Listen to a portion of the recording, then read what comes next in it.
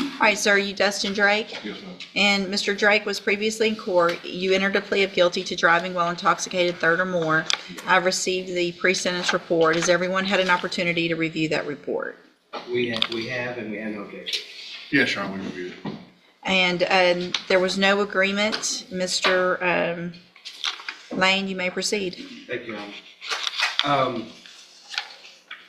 I guess in situations like this, the PSI pretty much laid it out. So I don't know if Mr. Drake can be any more sincere than he was. I think the PSI officer got that from him. Most of his allegations were DWIs. After this allegation, we know he entered treatment. He went through almost 18 months worth of treatment. He stayed sober. He's gainfully employed. He's moving forward. He knows that the court has a tough decision.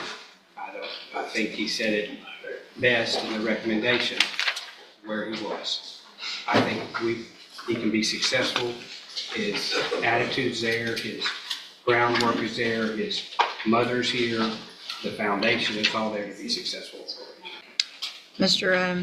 Nichols? Judge, this is his fifth DWI conviction, not counting two that were dismissed somewhere along the way. I left, when we formulated this plea offer, I left it as a count one plea to limit some exposure, but I think pen time is where we're at. I get, and I'm glad that there's what appears to be sincere attempts at getting treatment and doing all that, but the fact is, he hit a car. This night he was .27. Luckily, no one else was hurt. And I just can't fathom letting him back out on the road, Judge. So I would urge the court to exercise the full 10 years. Mr. Drake, other than what's in the PSI that you stated, do you have anything else to add? No, I really apologize for what I did. I know it was wrong.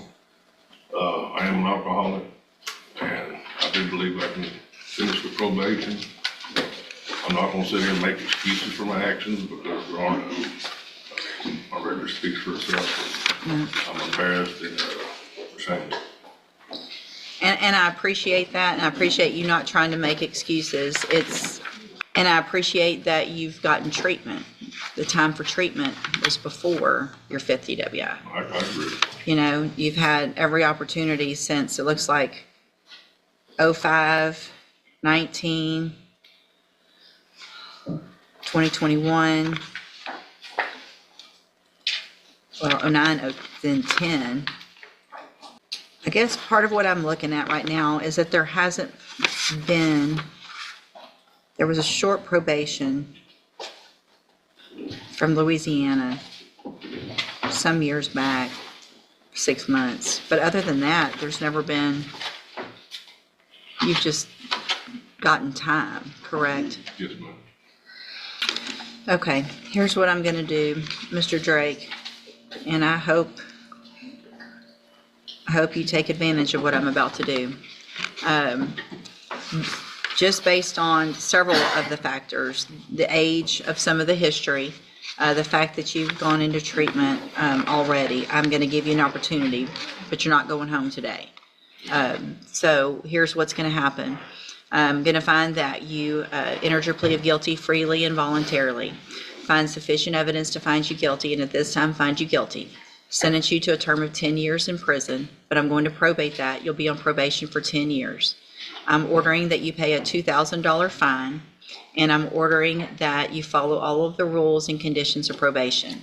The first one of those conditions is that you're going to enter and successfully complete the SafeP program. It's a 6-month in-custody program. It's the longest and best we have, and so at least that gives me some knowledge that you have some further treatment and some long-term treatment. When you're released, you will go through the JCDI program as your outpatient follow-up care, which is an intensive outpatient treatment. You will be required to have... This is his fifth DWI, and the judge has had enough. 10 years in prison already decided, but there's one final chance. no mistakes, no alcohol, one violation, and it's game over. This isn't just probation, it's a ticking time bomb. An auto ignition interlock device on any vehicle that you drive. I'm also going to order, at least for some amount of time, at the, I don't know how long, but you will be ordered to wear a scram device as well. That is a device that is on your body that shows if there's any alcohol in your body. If there is a positive sip of alcohol, your probation is going to be revoked and you're going to be facing that 10 years that I just gave you. So I didn't give you up to 10 years. I just gave you 10 years in prison. If you violate this probation, don't come in and start negotiation for something less. It's 10 years. Do you understand?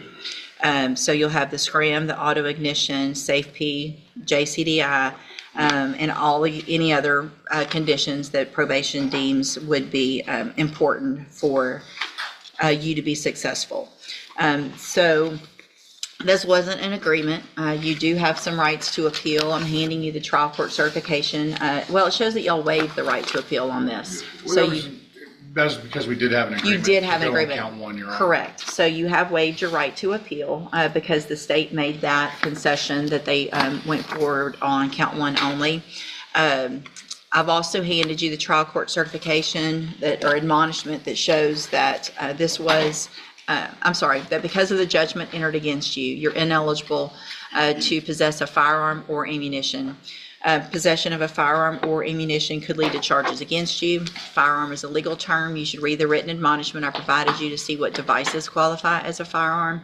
If you have questions about the laws that make you ineligible to possess a firearm or ammunition, or about how long that lasts, you can talk with Mr. Lane. Obviously you're going into custody, but I am ordering as a condition of that probation, it's mandatory 10 days upfront time. So you'll get that credit while you're waiting on safety. All right, you can go back with the bailiff. Can I speak from, I'll go run a poll. Yeah, go with the bailiff. Thank you, Your Honor. Yes, sir.